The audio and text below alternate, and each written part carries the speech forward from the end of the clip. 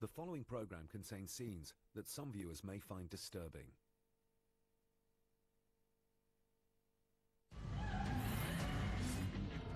They were all American kids, regular kids, murdered and cut up in gruesome ways. These were so horrific. We were looking for a monster. I remember asking, "This is the guy?" And I remember being told, "We don't know." Just tell me that my daughter didn't suffer. I was walking through each of the crime scenes, begging for the walls to talk.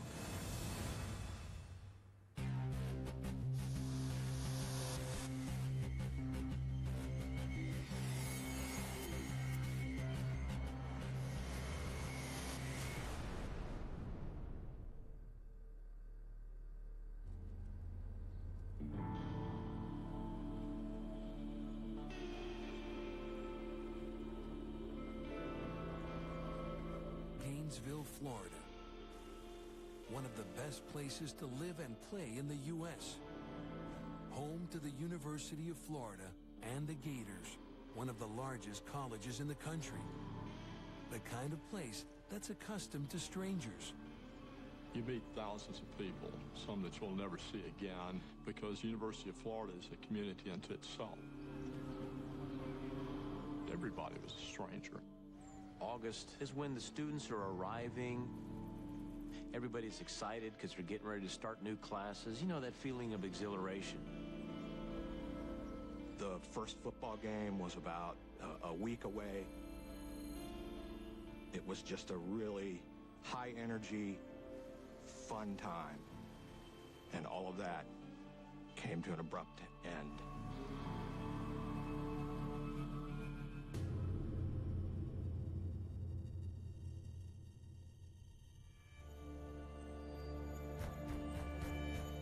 Two blocks from the University of Florida campus, the Williamsburg Village Apartments. Students are settling in for the new term. Freshmen Christina Powell and Sonia Larson share the same apartment. Oddly, their parents haven't heard from them all weekend. The girls did not call them at the usual time you call us, and there had been no calls. So finally, the Powells came over from Jacksonville. They got up to the apartment and kind of got concerned and went to the manager, who called the Gainesville Police Department. The apartment was a two-story type complex, had woods behind it. There was a wooden deck of steps leading up to the back door. The Gainesville Police, open up in there. Is anyone there? Inside the upstairs bedroom, a bone-chilling discovery. The body of a young woman posed grotesquely on a bed with her arms above her head. The body of 18-year-old Sonia Larson. Gainesville Police Chief Waylon Clifton rushes to the scene.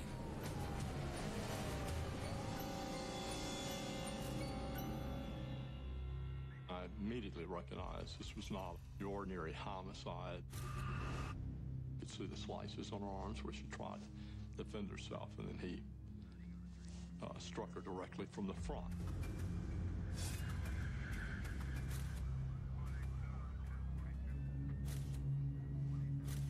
And we could tell he had used some tools on that door to get it open.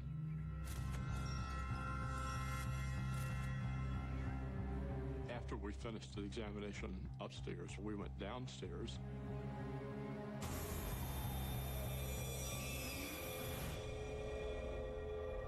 And then found another victim. It was Sonia Larson's roommate, Christina Powell. She was lying on her back on the floor. We found tape residue on the wrists.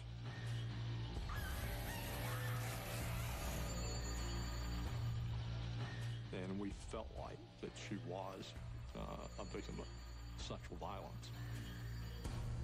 The 17-year-old student has been horribly mutilated. But strangely, despite the wounds, there is little blood. Even stranger, between her legs, a bottle of dish detergent. The murderer brought a little blue liquid detergent, where he then went and washed down the bodies. Clean the victim, believing that this dish soap would take care of any DNA that he was going to leave behind. What was done with the bodies was, once they were killed, the suspect would then spread their legs.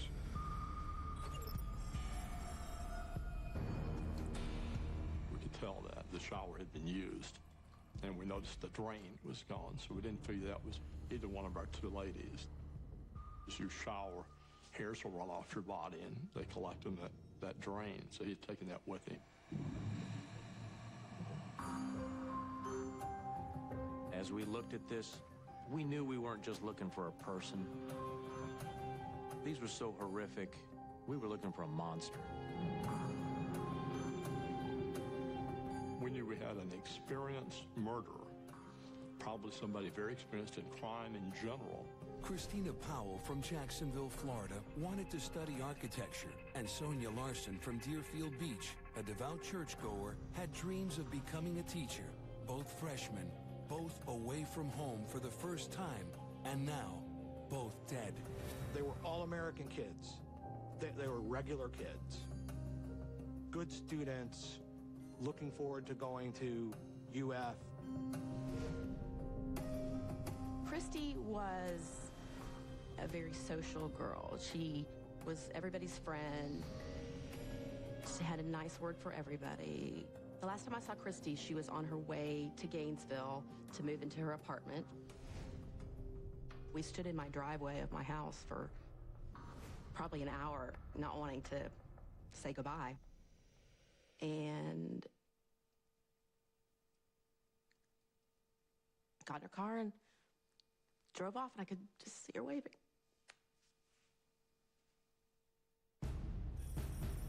News of the horrific murders spreads like wildfire.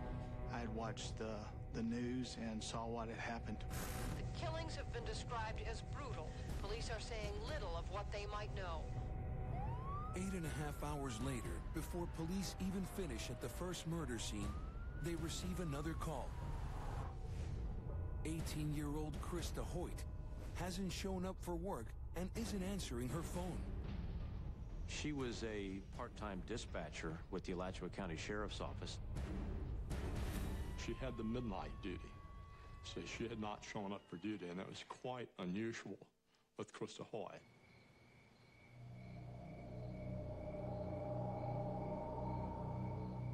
Officers are sent to check on Krista's apartment. Peering through the blinds, they see what appears to be a naked body.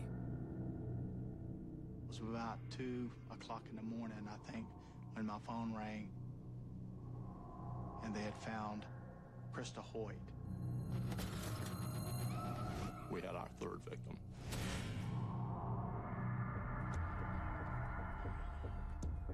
Nothing could have prepared even the most seasoned investigators for the scene before them.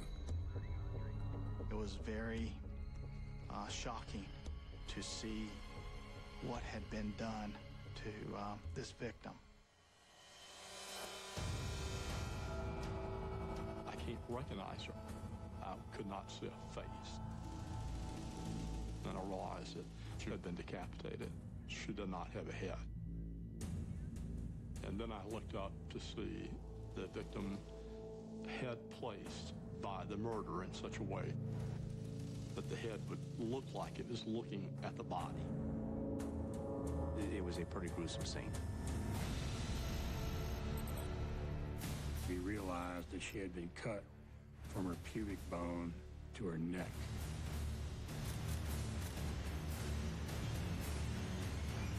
We knew at that point we were probably looking at the same guy.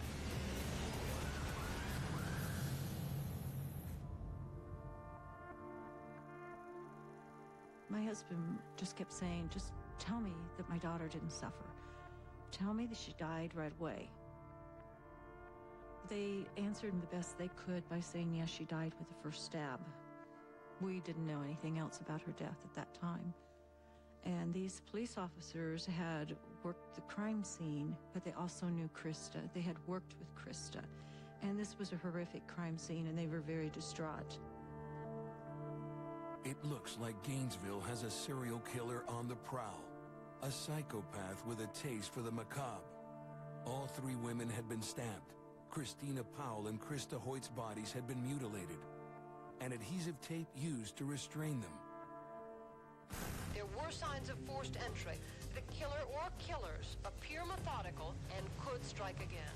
We knew we had somebody loose in Gainesville that was killing young college kids. And at that time, I felt like he wasn't done.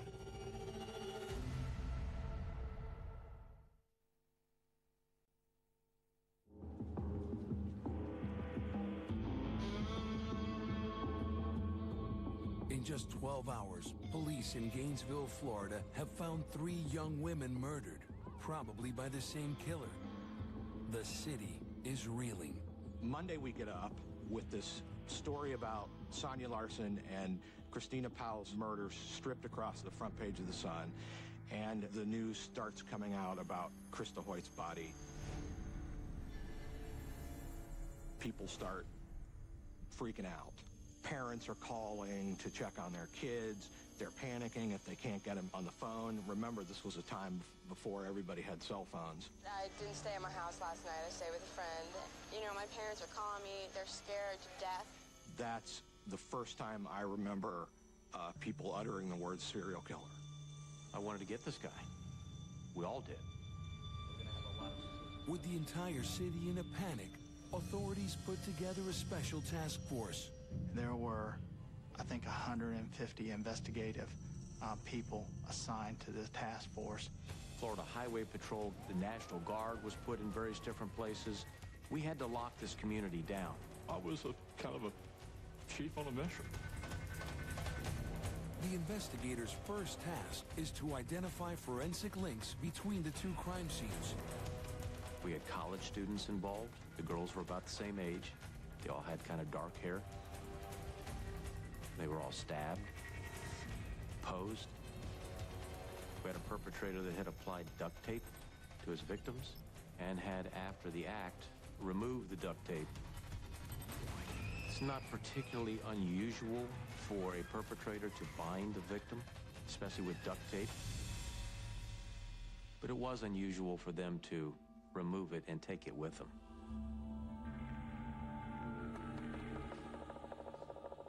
There's no fingerprints that we could locate. But the killer did leave some crucial evidence behind. At the first crime scene, there was a paper towel that was later found to have semen on it. And the same thing at the Krista Hoyt crime scene, semen was the only evidence that he left behind of himself. DNA testing in 1990 takes time. But the evidence so far suggests that this is the handiwork of one man. The first 2 victims, roommate Sonia Larson and Christina Powell, did not know Krista Hoyt, the 3rd girl to die. That suggests the killer is selecting his targets at random. A chilling thought for women on campus. At the police command center, leads start pouring in. A lot of the tips that we got were from girls who had dated strange guys. And they had to take them seriously and sift through them and see if there was anything worth investigating.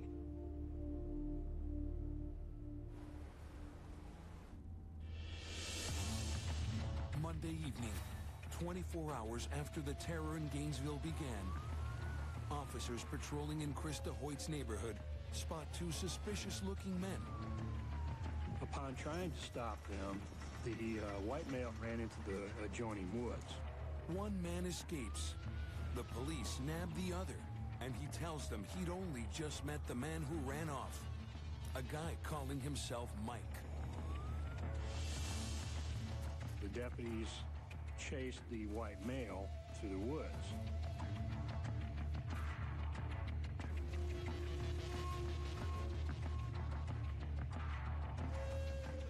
As they continued to try to catch up to the white male, they stumbled across a campsite.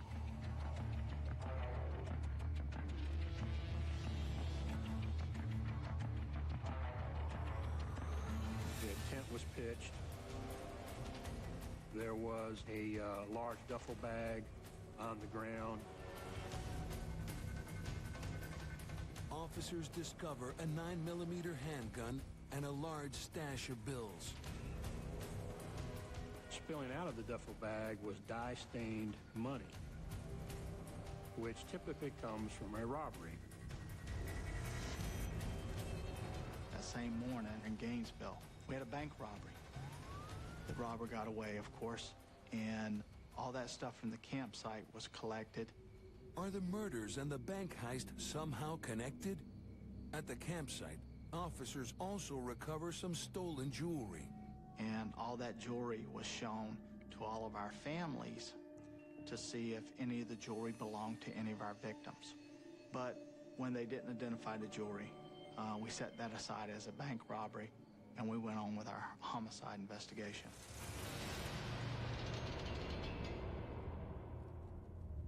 For the Gainesville police, hunting down a serial killer is still priority number one. My own professional opinion as a police officer, I don't think he's left the area. So obviously we're worried about that. His favorite target was young females, co-eds. And we've got about 25 to 30,000 potential victims. And you can't waste 1 second. But it's already too late. The very next morning, I was awakened and told to come to Gatorwood Apartments. And I said, am I coming because we got the same guy? I said, looks like it, Chief. 36 hours after the carnage began, 23-year-old student Tracy Paulus from Miami becomes the fourth victim. Tracy Paulus was laying on the floor. She was displayed the same way, with legs spread. Pry marks on the back door. The victim's body posed, dish detergent on a towel between her legs. It's the same MO, the same cold-blooded killer. But down the hall, there's a game changer. Tracy's roommate and friend since high school, 23-year-old Manny Taboda, is victim number 5, a 6'3" athlete weighing over 200 pounds. Manny is the first male victim. The room was just, looked like somebody had taken a red paint and just painted the entire room. Last evening, the bodies of the 2 latest victims were removed from their off-campus apartment. That was our 4th and 5th victims. And they had happened Sunday afternoon, Monday morning, Tuesday morning. So we were really panicking at that point. The police learned that the last time anyone heard from either of them was 24 hours earlier, when Tracy called a friend. The Williamsburg homicide had already been splashed on the news, so Tracy had seen it on the news. She was talking to a friend of hers shortly after midnight, Sunday night. And she says, you know, I'll be glad when Manny gets home because I'm concerned. Manny lived with her for protection. He's a big football kind of guy, about 235 pounds. He had gone to elementary school with her. The families had known each other for years. We have every reason to believe now that all of the 5 victims found are probably all connected to one suspect or 2 suspects. Now the city is in a full-fledged panic. My mom called me this morning and told me to come home now. We were very apprehensive. It just made you just on edge all the time. Just the thought that somebody was still out there was pretty scary. We were doing everything we possibly could to protect them. We're armed with infrared night scopes. The police presence was pervasive. I remember walking through each of the crime scenes, begging for the walls to talk. The task force examines the victim's personal papers and receipts found in the 3 apartments. You're looking at all those sort of things in case it's some eventual clue that will help it with a timeline of either the victim or the suspect. Finally, they uncover a link. 2 days before the first murder, Krista Hoyt shopped at the Archer Road Walmart. Sonia Larson and Christina Powell made a purchase at the very same store. The next afternoon, Tracy Paulus and Manny Taboda went to the nearby Oaks Mall. Could it be a clue to the killer's M.O.? Is he stalking his victims?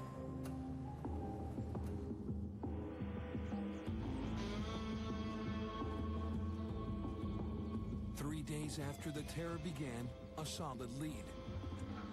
Several people report a man behaving strangely at the Gatorwood Apartments, the same complex where the last 2 victims, Tracy and Manny, lived. A young man came to our attention, Eddie Humphrey, who was seen coming out of the woods, dressed in camos with a knife. So that really brought him to our attention. This was huge because now I knew that we had a strong suspect.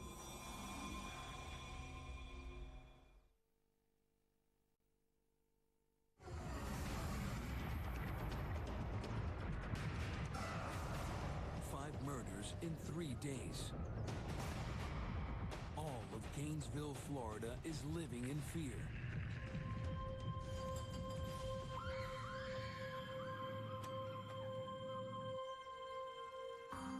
Others, like Krista Hoyt's mother, are just trying to deal with the pain. About a week after Krista's death, the police called me up one evening as I was cooking supper and said that they had released her crime scene.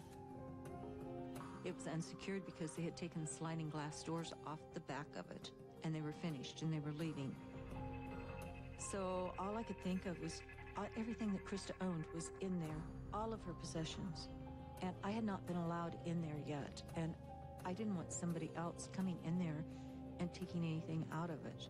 And we boxed everything up of Krista's and packaged everything up, and all I could think was I had to make that apartment perfect. I think the reason that I had to go into Krista's apartment and clean it was protectiveness. I wanted to get her things. I wanted to bring them home. I wanted what was left of Krista brought home and taken care of.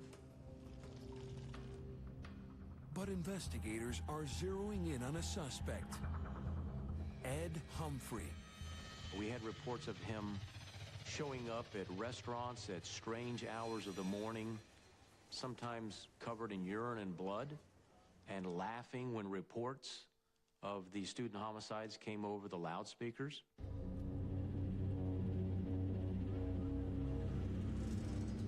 A waitress at a Gainesville restaurant phones police with a potential lead.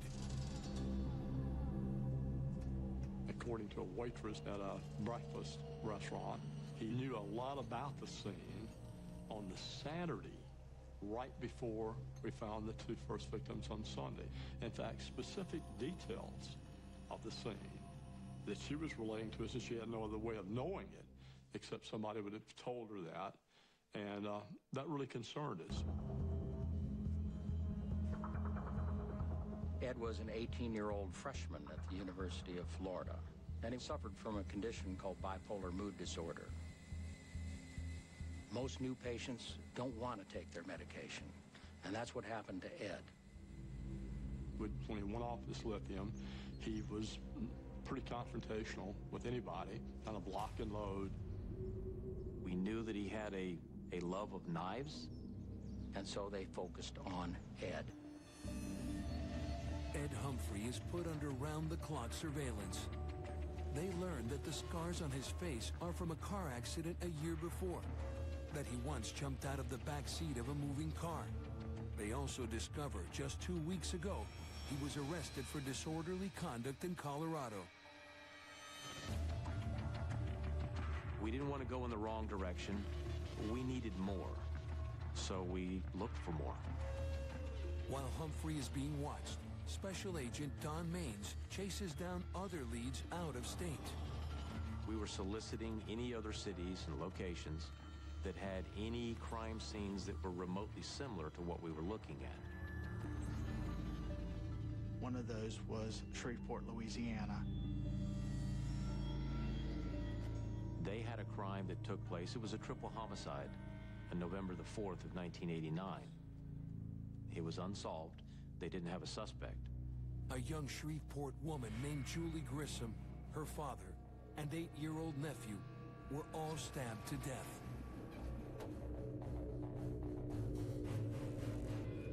And as they began to tell me that Julie was a college student, she was 24 years old, she had dark-colored hair, and that duct tape had been applied to her and had been removed, I started to feel like this may be related to what we were looking at. Could it be that the Gainesville Ripper's killing spree started almost a year earlier, 800 miles away?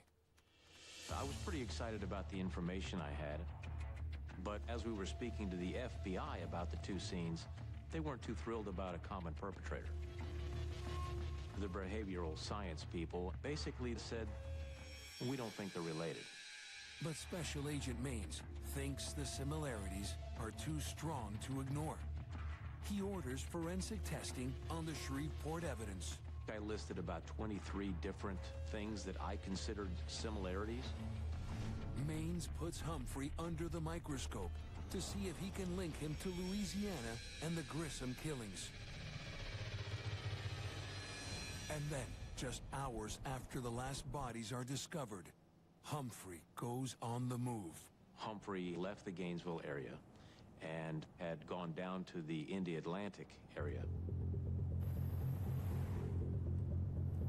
A task force helicopter starts tracking his drive south. He returned down to where his grandmother lived.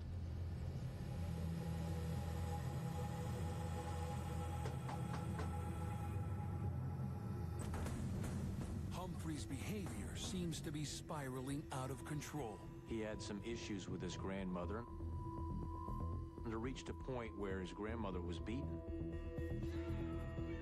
She had been hurt pretty badly.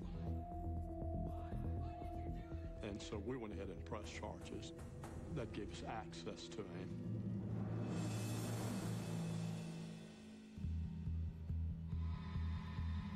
This was a big breakthrough.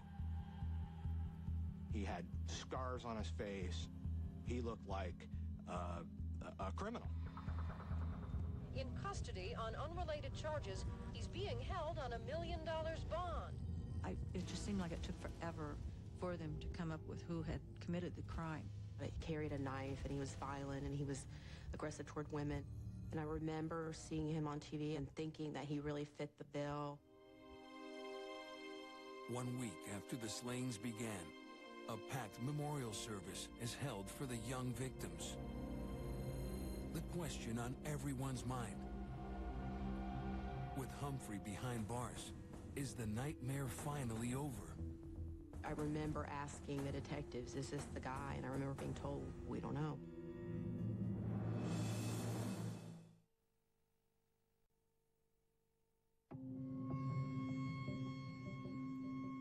With the arrest of murder suspect Ed Humphrey, the carnage in Gainesville, Florida, appears to have ended. A week has gone by, and no new bodies. The student murders was a pall that hung over the town that fall, but eventually the town starts returning to normal. Football games started again. People started coming back.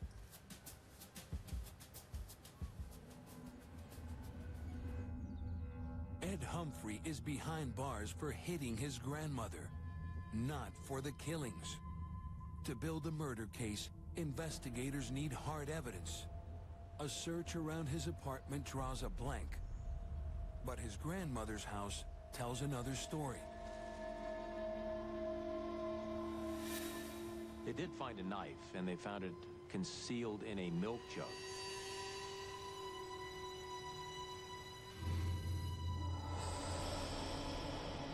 They also find 3 detective magazines with articles about decapitation.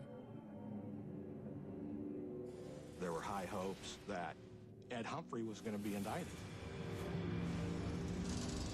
As forensic specialists analyze the evidence, a call to Crime Stoppers in Shreveport catches the attention of investigators. It was from a Steve and Cindy Dobbins, a family that had housed a person that they felt was very suspicious. He's an ex-con named Danny Rowling, a native of Shreveport, with a record as long as his arm. Danny had kept showing up over the last few months dressed like Rambo. I mean, the boots, the whole 9 yards. The Dobbins lost touch with Rowling.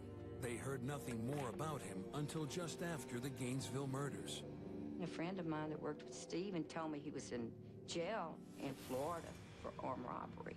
And it's kind of strange to me that the Gainesville murders have quit when Danny is in jail all of a sudden. And that's when I called Crime Stoppers. His father was a lieutenant with the Shreveport Police Department, but the two of them always clashed. One day they got into an argument, and as a result, Danny grabbed his gun and shot his father in the face.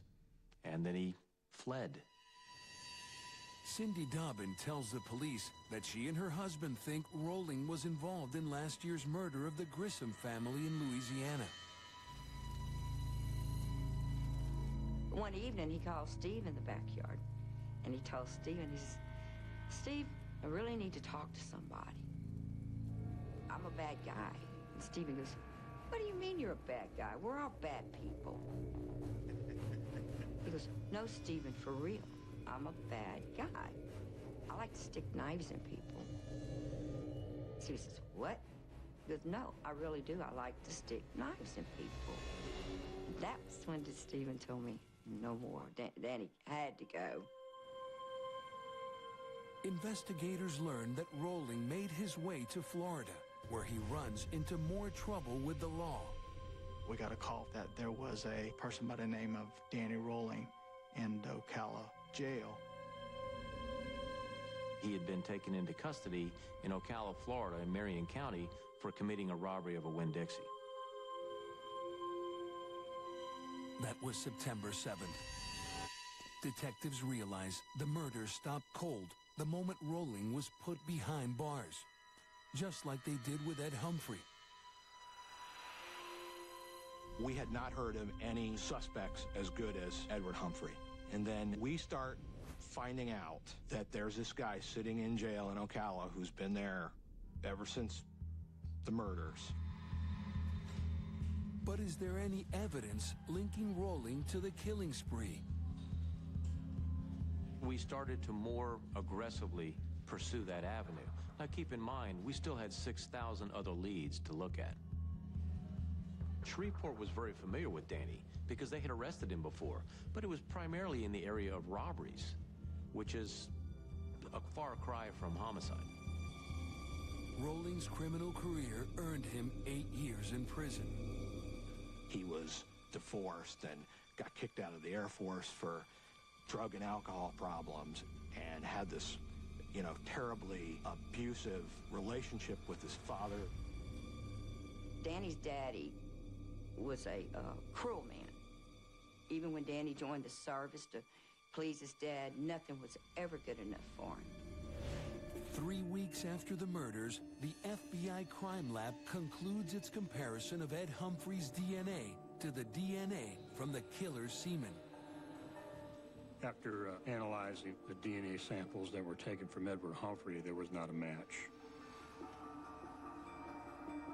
It was kind of a big surprise when a few months later the DNA didn't match. The killer's blood type is B positive, a type shared by only 8% of the population. Ed Humphrey's blood is type A. But the task force isn't ready to rule him out. We were pretty heavily invested in Ed Humphrey, and there was a lot of facts that were pointing to Ed.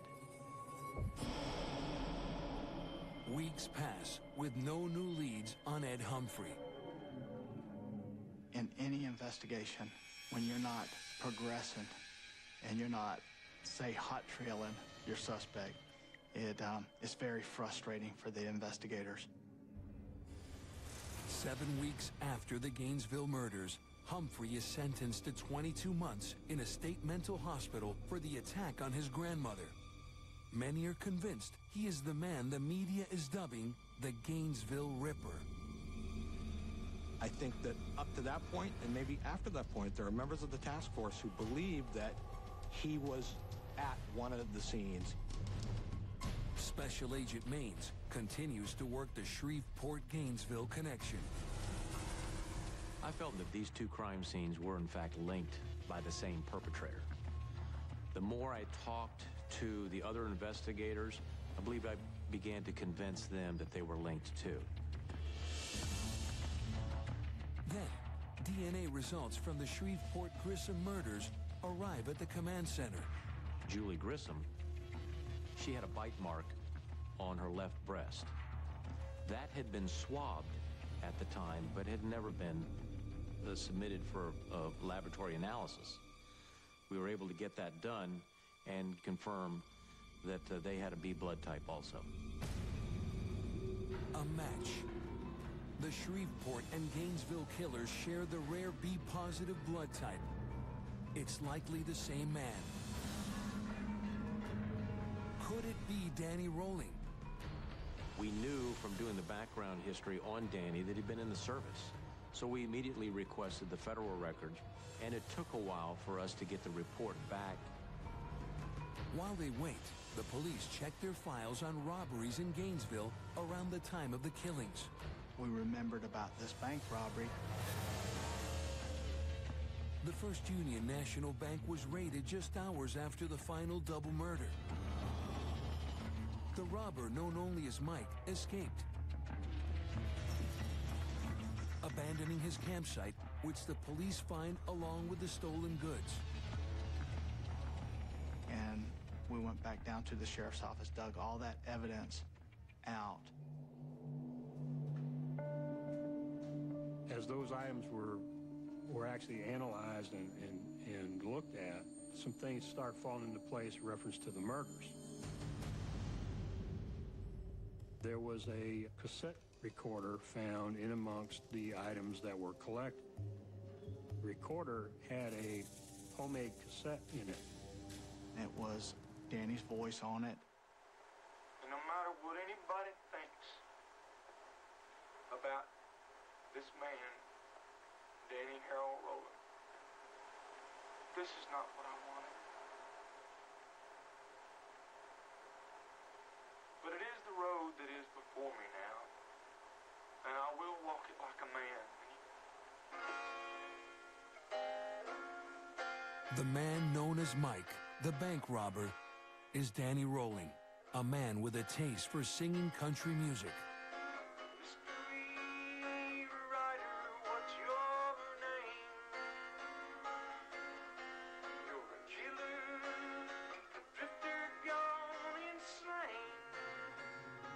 The tape ends on a chilling note. Well, I'm sign off for a little bit. I got something I gotta do.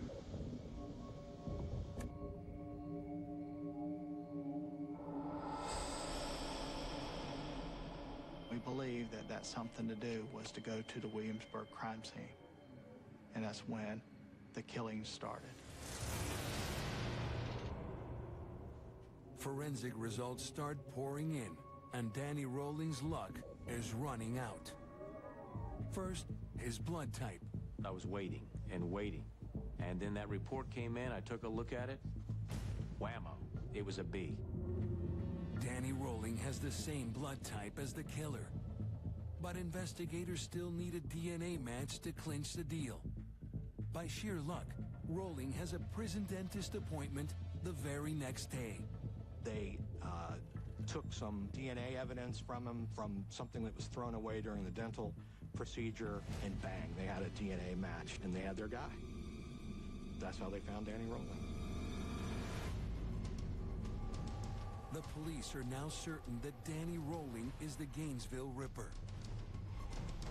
But the question lingers, did he kill alone? Or with an accomplice, Ed Humphrey? 14 months after the murders, investigators in Gainesville have a prime suspect for the serial murder of 5 students in the Florida college town. A grand jury is convened to look at the evidence against convicted robber Danny Rolling,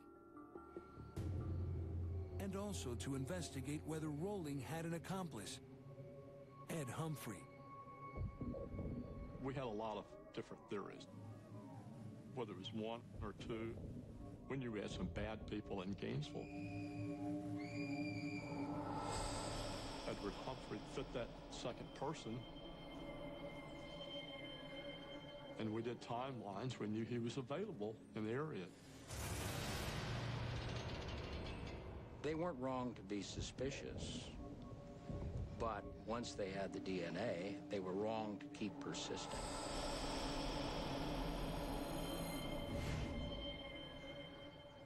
More than a year after the killings, the grand jury clears Ed Humphrey. He may have attacked his grandmother, but not the 5 Gainesville victims.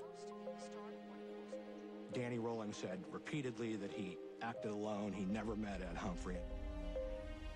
There was no evidence that Ed did anything. I think in many ways Ed Humphreys was as much of a victim of this as anybody else. I mean, in hindsight, you know, we know he didn't have anything to do with it.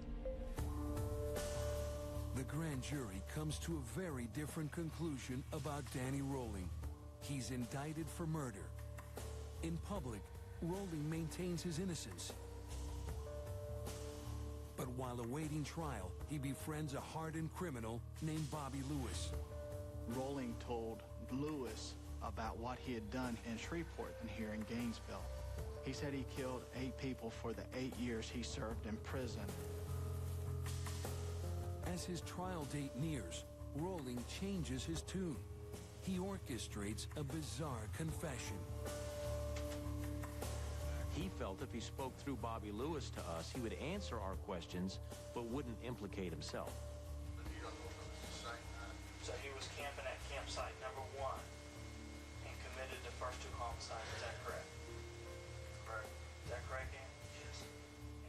And Danny Rolling confesses to the crimes via Bobby Lewis.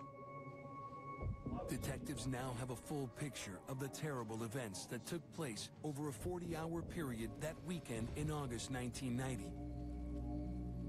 After recording his ominous message at the campsite, Rolling sets off with murder in mind. Well, I guess this song kind of depicts the way that really my life is. His first stop, the Williamsburg apartments. His motivation was very simple. It was sexual. He always voyeured and picked out his intended victim. He broke in the townhouse in the upstairs portion where the first victim was. She obviously woke up and tried to stop him, but then he stabbed her to death. And that was not his intended victim. His intended victim, Krista Powell, is sound asleep downstairs. He'd spent 6 to 8 hours with her before he killed her. After he finished, and he was assured that she was dead, he went into the shower. Rolling then heads a few blocks away, where he rapes, kills, and decapitates Krista Hoyt.